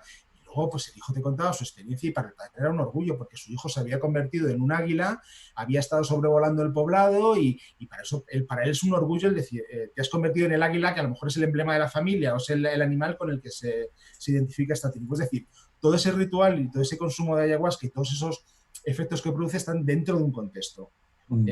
Claro, si tú te sacas eso de ese contexto, insisto, y te vienes aquí, tienes un mal viaje, es un poco lo que ha pasado con este chico de Nacho Vidal. Por lo que yo he leído es que uno de los principales problemas, no sé si se le podría haber salvado la vida o no, pero uno de los principales problemas, aparte de que había consumido otro tipo de cosas, que eso es completamente contraproducente, porque te puede crear una crisis serotoninérgica, es decir, un aumento de los niveles de serotonina por encima de los que tú puedes tolerar. Aparte de que había consumido otro tipo de sustancias, es que, por lo que cuentan los periódicos, no se llamó a los servicios sanitarios. Claro, es que tú, como digo, en la tribu lo pasas mal y viene el chamán o viene tu padre o viene quien sea y es normal. Tú aquí llamas a la Guardia Civil y le dices, mira, es que me he tragado el veneno de un sapo y ayer es que me fui de concierto, como le pasó a este chico, y me he tomado rayitas. O vas al médico y le dices, no, es que me he tomado 2 rayitas y le he chupado la cara al sapo. Pues claro, la cara con la que te mira todo el mundo es, bueno, primero vamos a intentar reanimarte y después te vas a pasar por la policía, que te vamos a hacer un par de preguntitas. Eso es a lo que me refiero, que en nuestra sociedad no es lo mismo, no es igual. Y entonces, bueno, en ese contexto sí que es súper interesante hablar con la gente que lo consume en esas tribus, pues para ver un poco porque hay gente que la ha consumido y que de verdad que en el caso de la ayahuasca han tenido efectos muy positivos, muy positivos. ¿Cuál es el problema que tiene este tipo de cosas? Que no lo podemos controlar. Como os decía, ellos sí lo tienen muy puesto a punto, pero tú no puedes controlar, por ejemplo, en el caso del sapo. Extraes el veneno. Lo que se hace es que se extrae el veneno, se deseca y se pone sobre una pipa de vidrio o sobre papel de plata, se quema y esos vapores son los que se aspiran. ¿De qué depende? Pues como cuando te tomas una cerveza. No es lo mismo tomarte una cerveza después de haberte comido un chuletón que una cerveza en ayunas. No te afecta la cerveza de la misma manera. No es lo mismo que Lucía se tome una cerveza o que me la tome yo, que peso 3 toneladas, con lo cual el alcohol no me afecta de la misma manera, ya que a mí. Me refiero a que todo este tipo de cosas pues, afectan al consumo de sustancias. ¿Qué pasa con el bufo? Como os decía, se inhala, se fuma, esos vapores que emite el veneno que tú estás calentando. Todo depende de tu capacidad pulmonar, depende de que inhales más o inhales menos, depende también de que retengas más ese humo al fumar dentro, que sepas retenerlo o lo expulses enseguida. Pues todo ese tipo de cosas afectan y mucho, porque además, os hablaba antes de la barrera hematoencefálica. En el caso de la 5-metoxi, del veneno del bufo, la 5-metoxidietiltriptamina no atraviesa barrera. Por eso una de las maneras de consumirlo es inhalado, porque eso es un bombazo. Según lo inhalas, pasa directamente a cerebro. Os decía antes, barrera impermeable, excepto para gases, sobre todo para CO2 o para oxígeno. Este tipo de humos con esas sustancias pasan inmediatamente al cerebro, con lo cual es boom, bombazo en la cabeza. Entonces, claro, todo esto depende mucho de cómo lo consumas y de todo esto que os estoy contando. Entonces, claro, no tiene el mismo efecto en todo el mundo, y ahí está el peligro fundamentalmente. Ya. O sea, por lo que yo he leído del artículo de Crespo, parece ser que uno de los efectos que puede tener es disminución del ritmo cardíaco, y eso para personas que tengan alguna cardiopatía previa, pues puede ser letal, que yo creo que ha sido el caso de este caballero, que además, si como dices tú, se ha metido algo el día anterior, pues es que yo no sé, o sea, de verdad. En fin. Es lo último que he leído. Evidentemente, personas con cardiopatías son un riesgo añadido a toda esta historia. Por ejemplo, en el caso de la ayahuasca sí que hay una preparación previa. Hay una preparación previa en la que te inducen el vómito, pero porque tienes que tener el estómago vacío, tienes que tener el cuerpo. Forma parte del ritual, prepararte para ese consumo. En el caso del sapo, no sé muy bien si hay una preparación previa, como con el caso de la ayahuasca o no, pero es verdad que lo que he leído en prensa es que este chico sí como que se estaba preparando, porque de hecho han sacado unas conversaciones que tuvo con algún familiar, incluso con Nacho Vidal, y decía, me estoy portando bien y me estoy preparando mucho para esta experiencia que quiero tener. Pero luego le mandó un WhatsApp, unos mensajes a alguien diciendo que, por lo visto, el día anterior o 2 días antes se había ido a un concierto, a una fiesta, y se había metido unas cuantas rayas de lo que pilló. Claro, supongo que sería el día antes, por el efecto que tuvo. Entonces, claro, eso al final es totalmente contraproducente, porque encima, en el caso de la cocaína y todas estas sustancias, inhiben la recaptación de serotonina. Es decir, tú cuando produces serotonina, lo produce, por ejemplo, una neurona y va a otra neurona. Entonces, se libera, tiene la función que tiene que tener y esa serotonina se elimina. ¿Qué pasa? Que las drogas como la cocaína, etcétera, lo que hacen es que inhiben esa recaptación, con lo cual la serotonina está permanentemente en esa hendidura sináptica, formando parte de esa comunicación entre neuronas. Y luego encima, además de todo eso, llegas tú y te metes la 5-metoxidimetiltriptamina y lo petas, claro. Ya. Claro. Me ha dejado muy rayada un comentario que tenías en el hilo, que era que la serotonina, normalmente si tú le dices serotonina a alguien, lo que entiende es la molécula de la felicidad. Pero es que lo es. Pero es de la felicidad, de la mala hostia y de muchas otras cosas. Y de todo lo demás, eso, además lo digo así exactamente en el hilo. La serotonina es el neuromodulador por excelencia, lo hace todo. La serotonina está implicada de hecho, es una de las moléculas de la felicidad, junto con la dopamina o la oxitocina, por ejemplo. Está implicada activa mucho el sistema límbico, es decir, emociones, ira, agresividad, felicidad, deseo sexual, controla también el apetito, es decir, es una molécula que está en todos los saraos.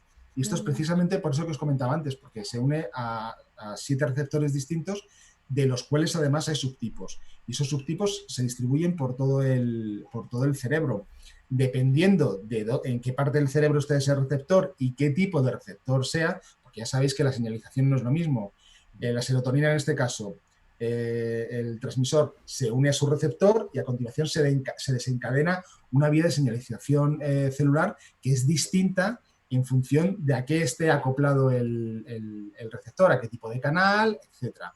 Entonces, por eso tiene esa diversidad de síntomas o por eso está implicado en tal cantidad de actividades. ¿Y eso tiene que ver con que unos viajes para unas personas sean placenteros y otros para otros sean horribles y no quieran? Me refiero a los viajes que te da el chupasapos, no la serotonina en sí. Yo creo que ahí está más implicado la cantidad de principio activo, la cantidad que te llega por lo que decías. Vale. Si tú eres un fumador habitual y sabes fumar, sabes cómo inhalar, sabes cómo mantener el aire, sabes cómo expulsarlo. Si eso lo hago yo, que no fumo en mi vida, pues imagínate. Ya. Entonces, claro, no es lo mismo una persona que sabe cómo hacer todo ese proceso de inhalar el humo a una persona que no lo ha hecho nunca. Eso lo que hace es que te llegue más o te llegue menos o atraviesa la barrera hematoencefálica, tenga más efecto o menos efecto. Si yo no sé fumar porque no fumo y me dicen, no, es que tienes que hacer y quedarte así un buen rato, pues a lo mejor lo hago tanto que me llega mucha más cantidad de lo que me tendría que estar llegando. Por eso te digo, y luego aparte de lo que comentábamos antes, una persona con cardiopatías previas, etcétera, pues Ya. Hablando de la barrera hematoencefálica, aquí alguien preguntaba que de qué depende que un medicamento o molécula cualquiera atraviese o no la barrera hematoencefálica. Vale, la barrera hematoencefálica, como os digo, es una barrera súper férrea. Solamente deja pasar determinados iones pequeñitos, deja pasar agua, deja pasar CO2, deja pasar oxígeno. Evidentemente, el organismo necesita oxígeno, que puede pasar, pero necesita sobre todo glucosa también. Necesita aminoácidos, necesita muchas cosas. ¿Cómo atraviesan todas esas sustancias? De la sangre al tejido nervioso. Porque esa barrera hematoencefálica tiene canales específicos que se abren y se cierran determinando qué pasa, cuándo pasa y en qué cantidad pasa. De manera que así controlamos muy bien lo que entra y lo que sale al sistema nervioso. De esa manera el sistema nervioso está perfectamente protegido. ¿Qué es lo que pasa con los fármacos? Lo que os comentaba antes. Cuando tú tienes un compuesto con una estructura química determinada y has visto que tiene un efecto, lo que te interesa inmediatamente es saber si pasa la barrera hematoencefálica. Para eso hay unos experimentos en el laboratorio que se hacen con membranas. Esas membranas imitan lo que ocurre con la barrera hematoencefálica. Entonces, de esa manera, somos capaces de determinar si pasa o no pasa.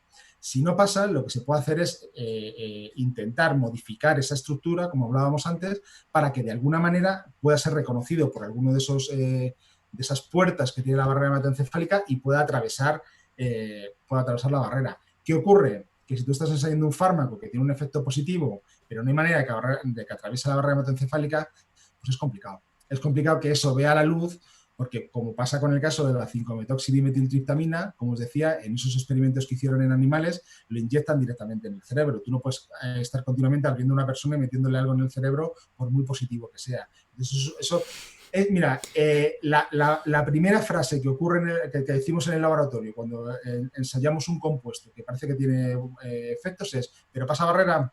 Porque como no pase barrera, casi que lo dejamos. Ya.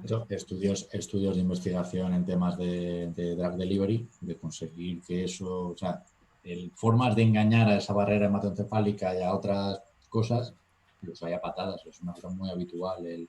Hemos desarrollado que podrá aplicarse a drug delivery en el futuro, que es hacer pues, una capsulita que engañe a esa barrera y le deje pasar, y una vez está dentro, sueltas tu... Eso es.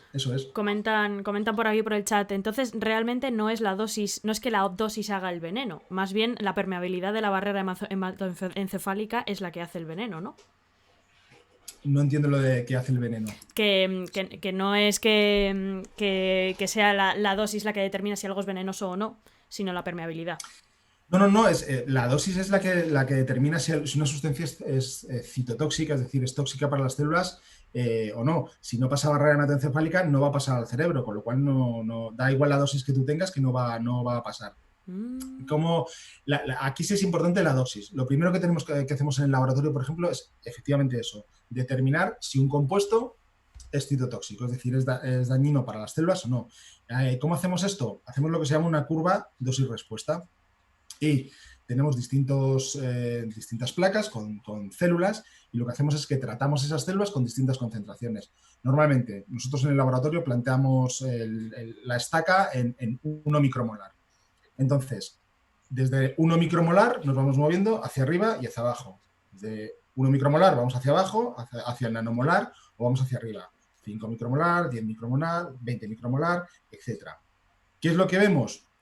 ¿En qué punto de esa concentración las células empiezan a morir? Esto es muy sencillo. Es simplemente tener la célula, echar la concentración determinada y donde veas que las células empiezan a morir, esa es la concentración citotóxica.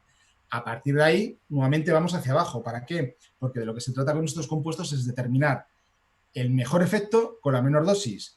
Es decir, si yo a 10 micromolar, a 10, veo un efecto fantástico y resulta que a 1 veo exactamente el mismo efecto, pues mejor que te tomes 1 que te tomes 10, ¿no? Entonces ahí es un poco cómo ensayamos y cómo evaluamos cuál es la dosis más efectiva. Vale. Una pregunta técnica. Con esta, o sea, yo es que he estado en temas de antitumorales, pero no sé en este caso en cuestión. La manera de dar la venenosidad, la toxicidad. ¿La toxicidad de esto es también con un IC50 o...? No, es mucho más fácil. Evidentemente, cuando nos llegan los compuestos sí que están ensayados todos ese tipo de parámetros. Entonces, nosotros en el laboratorio es simplemente utilizando esa concentración, ver si se mueren o se mueren, que es mirándola, echándoles un compuesto. No está Exactamente. Los índices IC, por ejemplo, sí que eso lo elaboran mucho los químicos y te vienen con todas las afinidades por el receptor, el IC50, todo eso lo tienen súper bien determinado. Lo nuestro es como más básico, es como yo utilizo una dosis, si la célula se muere, pues esa dosis no. Vale. IC50, para la gente que no esté muy familiarizada con el tema, es la concentración a la que mata el 50% de las células de ensayo. Y es el valor que se suele dar para establecer si algo es más o menos tóxico que otra cosa. Yo lo que no sabía era que se lo hacían químicos, porque vamos, yo por lo que... Ahora que estoy intentando entrar en el mercado laboral, que sepáis que las cosas de biología no quieren químicos para nada, yo no sé qué les pasa. Pero bueno, en fin. A ver, más preguntitas. Bueno, acaban de preguntar que si las ciclodextrinas atraviesan la barrera hematoencefálica. Y que si es así, y entiendo que si no es así, que si se podrían encapsular fármacos en ellas o al revés, no sé. Pues me pillas ahora, las ciclodextrinas no te sé decir. No creo que recuerdo. no, o sea, son tremendo bicho. Tremendo bicho. Es una auténtica barbaridad de... Tremendo moleculote. Quiero decir, cuando ha preguntado lo de las cápsulas, yo entiendo que es porque probablemente o no entran o lo hacen de mala manera, pero no lo sé, la verdad es que no lo sé. Las ciclodestrinas se están utilizando... No, pero preguntan si las propias ciclodestrinas se podrían usar para encapsular fármacos. O sea, que entiendo que serán tremendo moleculote que efectivamente se puede plegar de alguna forma sobre sí mismo o algo así. Claro, tú puedes utilizar lo que sea que luego la barrera hematoencefálica lo vaya a reconocer como, vale, tú pasas. Esa es la clave. La clave es utilizar esas cápsulas con esos componentes que la barrera vaya a interiorizar después. Ya. Podrías intentar modificar alguna forma. Claro. Eso es. A ver, Pero lo que le estás haciendo es la de a los niños pequeños de enseñarle tal, toma el puré. Pero todo es tal cual. Y dices, mira que glucosa más buena. Y en realidad es una ciclodestrina que sería básicamente como un cacharro con una taza para meter esto. Aquí le ponen la glucosa. Entonces a la barrera le llega y dice, ¡uy, glucosa! Y le metes toda la ciclodestrina. Está Astrosopas en el chat, está que está que lo tira. Dice, hola, que no soy ciclodestrina, que soy chiquetete. Nada, pero ciclodestrina, digo, el problema que tienen es eso, es que tienen unos pesos moleculares muy grandes. O sea, es que son un montón de moléculas colocadas haciendo alguna especie de cáliz de... Pues entonces, por así decirlo. Desconocí lo del peso molecular, pero si tiene peso molecular elevado, ya te digo yo que no. Claro, pero eso solo entran moléculas realmente pequeñas, iones con muy poca carga. Sí, bueno, la serotonina es relativamente pequeña. No sé si tendrá... No sé si llega a los 15 átomos de carbono. Eso es muy pequeño para lo que suele haber en el cuerpo, ¿no? Teniendo en cuenta que lo que suele haber en el cuerpo son proteínas, quiero decir. Sí, pero precisamente la serotonina no cruza barrera hematoencefálica. Ah, no, hostia. No, claro. Por eso tú la sintetizamos, o bien lo sintetizan las neuronas del plexo mientérico, las neuronas que tenemos ahí en esos ganglios en el sistema digestivo, en el intestino, o bien las neuronas en los distintos núcleos, como decía, del cerebro. Es decir, aquí la serotonina ya está adentro. Ya. Por eso, de hecho, estos derivados... como os digo, la 5-metoxi no atraviesa, pero la dimetiltriptamina sí atraviesa. Por eso en uno de los casos, en el caso del sapo, se inhala y en el caso de la dimetiltriptamina se toma el brebaje, lo que constituye la ayahuasca, ese brebaje que consumido pasa barrera hematoencefálica. Vale, mira, Mira, lo he buscado aquí. comentan Una... aquí espera un momentito, es que comentan aquí en el chat que las ciclodestrinas se emplean mucho para encapsular diferentes moléculas y le suena a Marc Miguel Ángel que hay una investigación de José Manuel López Nicolás que sirvió para el tratamiento experimental que inyectaban ciclodestrinas para capturar grasas y extraerlas que resultaba que había una enfermedad por la cual se acumulaban y era necesario retirarlas, pero que no recuerda detalles. Pero que es posible, pero Claro, dudo pero que esas entonces, grasas estuviesen en el cerebro, ¿no? Claro, por eso te digo, entonces eso es súper interesante porque lo que hacen las ciclodestrinas entonces es eso, es captar todo eso que se quiere eliminar porque luego de eso de alguna manera se elimina. Digamos que si tiene elevado peso molecular, ya te digo yo que no pasa barrera. Lo busco aquí, las beta, que son como las más habituales para utilizar, un peso molecular de 1134. Me cago en mi vida. Ostras, tú. Bueno, eso es mucho, ¿vale? Para resumir, es mucho. Una barbaridad, tremendo bicho. A ver, mira. Digo, se suelen utilizar más para polímeros, para tema de purificación de aguas. Bueno, y para encapsular, al parecer, también. Pero con un peso molecular tan grande, para este tema no suele ser tan buena. Comentaban en el chat antes que sí había depredadores de este sapo en el desierto. Obviamente creo que ninguno aquí te podemos responder eso, pero hacía una buena comparación que me ha gustado mucho, que es lo de que hay animales que buscan fruta fermentada para emborracharse. Creo que hay lemures que hacen eso, si no me equivoco. Sí. Que es muy entretenido de ver. Y que si había, y preguntaba si había habido algún caso de un animal que busque a ese sapo concreto para darle un lametón y pegarse un viaje de la leche. Ojalá lo haya, de verdad. Por favor, pues vídeo de eso. Eso te iba a decir, esta historia me encantaría verla. Evidentemente depredadores tiene que haber porque efectivamente este veneno que producen es para defenderse de esos depredadores. Pero que algún animal haya llegado a la conclusión, como los lemures, de que pues con un poquito de ese veneno en la dosis adecuada se lo pasa a pipa, me encantaría verlo. O sea, lo más probable es que el depredador sea inmune, ¿no? A lo que tiene el sapo, de alguna forma. Hombre, sí, claro, efectivamente, el que lo ha probado y ha vivido para contarlo, entre comillas, es que no le ha hecho efecto el veneno. Pero vamos, yo creo que la naturaleza como todo está tan perfectamente diseñada como para que ese veneno efectivamente produzca un... O igual no es inmune y hace un 2x1. También. Y vicio. Aquí con la panza llena y de juerga con los chavales. Bueno, a ver, me preguntaban también que por qué el fotógrafo participó en el ritual. Ni idea, la verdad. Pues claramente lo que te decía antes, porque en algún momento, como pasa con el consumo de ayahuasca, pues en algún momento a esto a alguien le ha parecido como que tenía potencial, pues debe ser que Nacho Vidal debió participar en algún tipo de ritual o alguna sesión o que alguien le proporcionó esta experiencia, le gustó y lo cuentas. Pues mira, he hecho esto. Entonces este chico que debería ser amigo debió pensar, pues chico, pues si te ha servido tanto, porque de hecho hay un vídeo por ahí en internet en el que Nacho Vidal cuenta su experiencia psicológica con el consumo de este veneno. Pues el amigo probablemente habrá dicho, pues mira, yo también quiero tener esta experiencia. El problema es que, claro, esto es como lo de automedicarse. Que a tu vecina del tercero le vaya muy bien un fármaco no quiere decir que te vaya muy bien a ti. Entonces, primero vete al médico y le preguntas qué tal. Pues esto es lo mismo. El que a Nacho Vidal le haya ido muy bien el tomar este veneno no quiere decir que te vaya a ir bien a ti. Más que nada cuando Nacho Vidal no está preparado para decirte nada sobre drogas. Exactamente. Bueno, comentan por aquí por el chat que al parecer se dice que lo intentaba participar en el ritual para quitarse de una dependencia, una drogadicción que él tenía.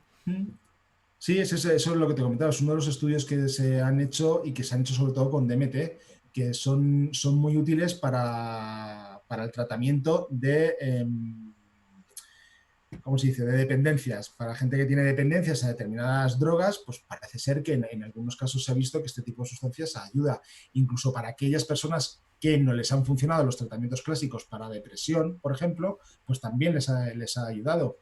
Pues es un dato. Hace no mucho hicieron uno con ayahuasca, que además me hizo mucha gracia porque hicieron un estudio con ayahuasca de verdad, de la tribu, como digo yo, que se fueron a la tribu, le dijeron prepáramelo, se los llevaron, además lo dicen en el artículo, está publicado en Scientific Report, desde el grupo Nature.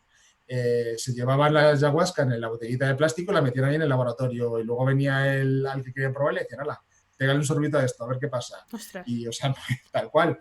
Y otro de los estudios que hicieron, lo hicieron en Europa con gente de 3 países distintos. Y por curiosidad dije, ¿con qué países son? Y vi que eran República Checa, Holanda y España.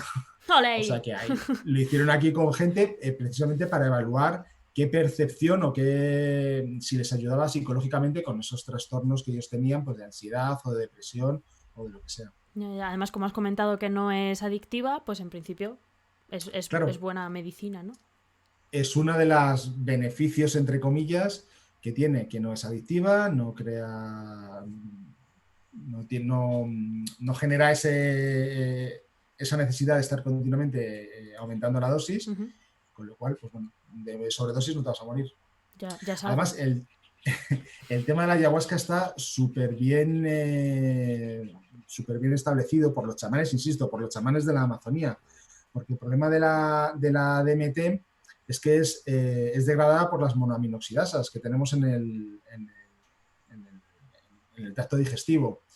La degradan, con lo cual no te sirve para nada. Ellos lo tienen tan puesto a punto que las plantas de las que sacan la DMT lo mezclan con lianas de la selva, estas de las de Tarzán, y con otras plantas que ellos saben que tienen betacarbolinas, que es lo que nosotros publicamos hace relativamente poco, en el artículo que publicamos en Scientific Report sobre el efecto de las betacarbolinas en la neurogénesis. ¿Por qué? Porque lo mezclan con estas betacarbolinas, porque estas betacarbolinas de esas otras plantas son inhibidores de la monoaminoxidasa, con lo cual todos esos compuestos, se llaman armina, tetrahidroarmina, armalina, etcétera, todos esos compuestos inhiben a esa enzima que degrada la DMT, con lo cual la DMT te llega perfectamente al cerebro. Por eso te decía al principio que es que lo tienen perfectamente controlado, saben perfectamente lo que tienen que hacer, que es que son muchísimos siglos de ensayo-error. Ya. Vale. Bueno, ya nos está volviendo a echar el zoom, pero esta ya va a ser la última. Nos vamos a ir con dignidad una vez más, pero antes un par de cositas. La primera, me acabo de dar cuenta, casi después de hora y media de directo, de que no he presentado a Pablo y a José. A ver, Pablo también es químico, ¿vale?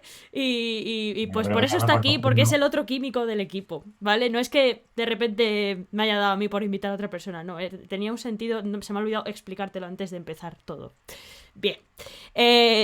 Nos ha presentado en plan entre nosotros, dices. Claro, que no he dicho, hola, este es Pablo, está aquí porque es el otro químico del equipo. ¿Sabes? Que no es en plan de, un tío random aquí, ¿vale? Pues nada, no, ¿sabes? He visto vuestros programas, he visto que vale, estaba, vale. Es que me acaba de venir como el sudor frío de, espera, yo no he explicado esto. No, le vi con Ramón Nogueras, estaba también, y luego en Twitter le estaba viendo y sabía que erais los responsables de... Vale.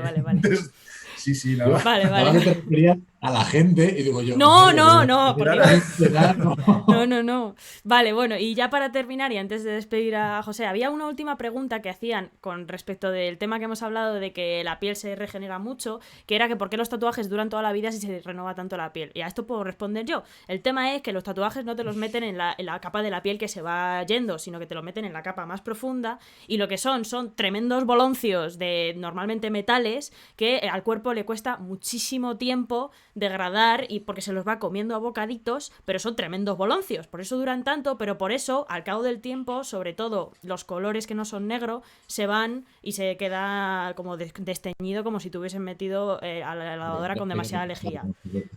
Claro, entonces yo creo que si viviésemos suficiente tiempo sí que se irían, pero tu cuerpo tarda mucho más en comerse el tatuaje de lo que tú duras vivo.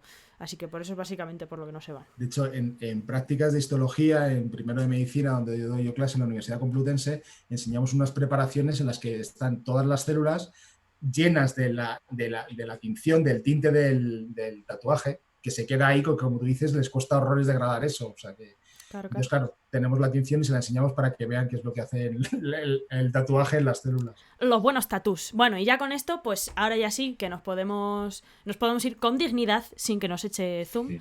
Así que nada, ha sido un placer, José. La verdad es que ya contactaremos contigo otra vez porque das para. Cuando queráis. Es que das para horas y horas.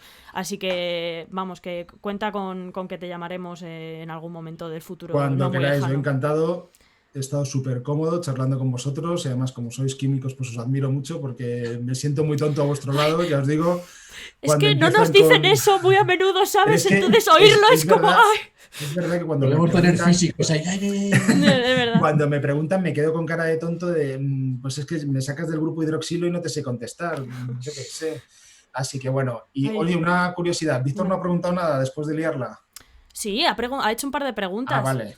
Bueno, sobre todo Era ha sido- comentado, o sea, era ha sido estado para presente. Fuera, Ha sí, estado es que- presente. Es que además pilota bastante el tema, por eso. Bueno, pues espero que le haya gustado a él también. Ha hecho un comentario antes de, en plan, de este directo va a molar y tal. Espero que le haya parecido que... O sea, aquí están ya comentando que efectivamente les ha gustado mucho y tal. Pero bueno, espero que Víctor, que es el que la ha liado parda con todo esto y nos ha proporcionado la oportunidad de tener un magnífico directo, pues le haya gustado a él también. Y aquí estoy diciendo que muy molón. Así que... Pues muchas gracias. Fenomenal. Pues eso, con eso... Leti Roja también estaba la que quería... Pero salía tarde, Leti, había dicho, ¿no? Sí, no, por eso no podía que vernos. se lo Es una perdía, pena. pero que ya lo verá porque es verdad que me preguntó mucho por Twitter. está Pero muy ya interesante. engancharemos nosotros a Leti, no te preocupes, en algún momento la engancharemos a ella también. Si aquí vamos tirando la caña a todos los que nos parecen interesantes, o sea que Sí. no nos morimos Vale, de campo. vergüenza. Bueno, pues eso, lo dicho, que muchas gracias por venir, que te volveremos a echar la caña en algún momento y que nos ha gustado mucho tenerte aquí. Cuando queráis, un placer y un lujo lo que hacéis. Venga, vamos a irnos del directo. Hasta luego, chavales. Con dignidad. Hasta luego y con dignidad. Hasta luego. Venga, Venga, chicos. Hasta Hasta luego. luego.